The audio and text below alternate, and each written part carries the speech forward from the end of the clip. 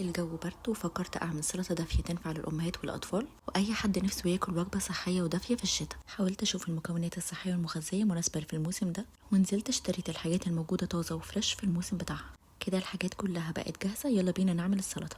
أول حاجة الخس البلدي، موجود كتير اليومين دول، غني بالمية والألياف. وبعدين يجي دور المكون الأساسي والدافي في السلطة، البطاطا بكل أنواعها وأشكالها والطرق اللي بتتعمل بيها، مفيدة جدا وخصوصا للأطفال، غنية بفيتامين A و C ومليانة مضادات أكسدة. ونزود فوائدها باننا نحط لها زيت زيتون من اوليفيوم بكر ممتاز ومعصور على البارد مع شويه توابل، وكده نبقى ضفنا دهون صحيه مع النشويات المعقده. وحطيت جبنه كمصدر للبروتين والكالسيوم. وزودوا بقى الخضار اللي انتوا بتحبوه، ممكن فجل احمر ده في الموسم بتاعه، والرمان وهو احلى حاجه بتحلي اي سلطه، وشويه فراوله صغيرين. وكمان حطيت الدريسنج بتاع جرين هاوس، موجود فيه فراوله ولوز وليمون، مكونات كلها طبيعيه. والدريسنج مع زيت الزيتون خلى السلطه طعمها حلو وفوائدها كبيره جدا. انا عارفه ان السلطات مش اول وجبه بنفكر فيها في الشتاء، بس لو جربتوا تضيفوا مكونات دافيه للسلطه زي البطاطا هتحبوا تاكلوها، وتخلي اجسامكم واجسام اطفالكم تستفيد بكل الفوائد الموجوده في الخضار والفاكهه اللي في الموسم ده. جربوها، قولوا لي رايكم، بالهنا والشفا.